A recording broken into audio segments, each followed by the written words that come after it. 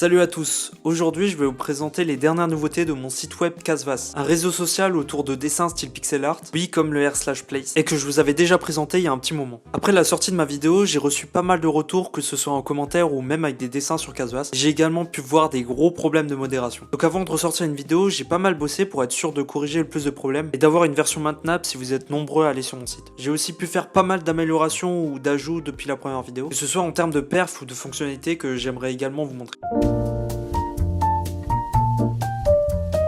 Déjà, le premier truc que je voulais montrer, c'est la landing page. Je l'avais pas pendant la première vidéo, mais c'est là que vous allez arriver quand vous allez aller sur canvas.fr. En fait, son but, ça va être de vous donner envie d'aller sur Canvas, notamment avec une belle page d'accueil qui vous explique le concept. On a aussi d'autres sections comme une page de pricing et aussi une page de contact si vous voulez remonter un problème que vous avez vu sur Canvas. Et finalement, un gros bouton pour aller à la page d'accueil de Canvas. Donc voici la nouvelle interface de Canvas. Si vous avez regardé la première vidéo, ça a changé un peu, voire beaucoup. Mais je vais déjà commencer par la sidebar à gauche.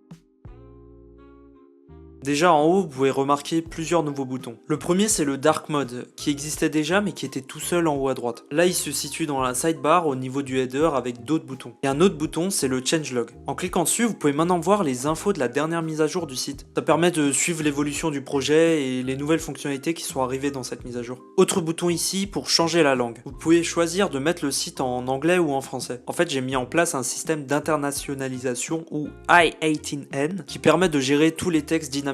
Mais je vais utiliser une variable et dans un fichier à part, je vais définir ce que cette variable veut dire. J'ai donc un fichier comme ça par langue et quand je change la langue ici, ça va utiliser le fichier correspondant. Autre grosse nouveauté, on a accès depuis cette section de la sidebar à deux nouvelles pages pour découvrir les dessins ou les créateurs les plus populaires. La page de dessin déjà. Vous allez arriver sur les dessins les plus récents qui ont été faits sur Canvas. Mais vous pouvez également filtrer parmi les plus populaires de la semaine ou du jour. Et voilà également la page des créateurs. Ici, vous verrez les profils les plus suivis ainsi que leurs 3 dessins les plus populaires. Enfin, dans la partie basse de la sidebar, vous retrouvez un bouton Google qu'on trouve également dans la page de connexion. Avec celui-ci, vous pouvez vous connecter directement avec un compte Google. On va passer aux nouveautés de la grille maintenant.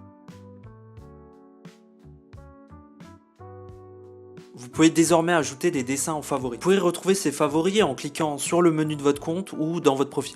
Mais les favoris sont également visibles dans la page de dessin si vous êtes membre pro. Vous pourrez comme ça les ajouter à une coordonnée si vous voulez. Par contre, vous ne pourrez pas les modifier. Et ce que ça fait sur la grille, c'est que ça va mettre un lien vers le dessin que vous avez mis en favori à la base. Donc en fait, ça permet de partager un dessin que vous avez bien aimé. J'ai intégré un système sur certaines cases afin de pouvoir rediriger les gens vers des liens. Alors ça sera pas disponible pour vous, c'était juste pour moi pour mettre mon YouTube. Comme dit en intro, après ma première vidéo, j'ai eu un problème avec un mec qui a tout simplement botté des comptes pour pouvoir mettre des dessins de merde partout. Donc pour essayer de contrer, j'ai rajouté un système de signalement. Donc on a un bouton pour que les gens puissent signaler des dessins. Et certains utilisateurs peuvent avoir un rôle de modérateur qui donne accès à une page où on voit tous les dessins signalés. Les modérateurs peuvent alors les supprimer ou les garder. Dans la page d'édition du profil, vous pouvez maintenant lier votre compte à Google. Ça va faire comme le bouton Google que je vous ai présenté juste avant, mais là vous pouvez aussi lier votre ancien compte vers Google. Également dans la page d'édition, vous pouvez maintenant supprimer complètement votre compte. Plusieurs choses sont apparues dans la page de dessin. Déjà, vous pouvez voir autour du dessin, on voit enfin les dessins des autres. Ça vous permet de continuer votre dessin à partir de ceux d'à côté. Et c'est bien mieux que les anciens marqueurs là. Et autre truc, c'est les couleurs. C'était pas mal demandé et j'avoue que ça rajoute un charme de pouvoir colorier des trucs. Maintenant, pour les petits changements visuels qui ont été faits. Déjà, les toolbars dans la page d'accueil sont plus beaux et plus fonctionnels. Et maintenant, vous pouvez avec les flèches revenir vers un ancien dessin ou aller vers le suivant. J'ai aussi retravaillé la page de followers. Maintenant, vous avez un peu plus d'infos à côté des utilisateurs. Pour les performances maintenant, la grille est maintenant bien plus fluide. En fait,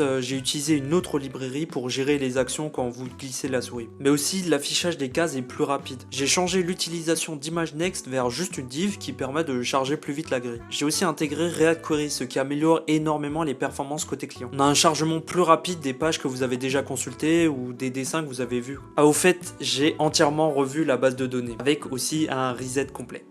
Deux raisons. La première, c'est qu'avant, les noms de tables étaient juste dégueulasses. Et la gestion de qui peut voir quel champ était juste trop chiante avec les RLS. Et deuxième raison, comme j'ai rajouté les couleurs, avant, je gérais pas la transparence, donc les anciens dessins clashaient trop avec les nouveaux. Vraiment désolé pour ceux qui avaient fait des dessins, mais maintenant, vous pouvez en refaire des mieux. Voilà, c'est tout pour cette grosse mise à jour du projet. Si vous aimez ce que je développe, pensez à laisser un like, un commentaire et aussi à tester le site vous-même. Le lien est bien évidemment en description. Je vous remercie pour votre soutien, ça me motive à continuer les vidéos. A bientôt pour une nouvelle vidéo et merci de suivre l'aventure Canvas.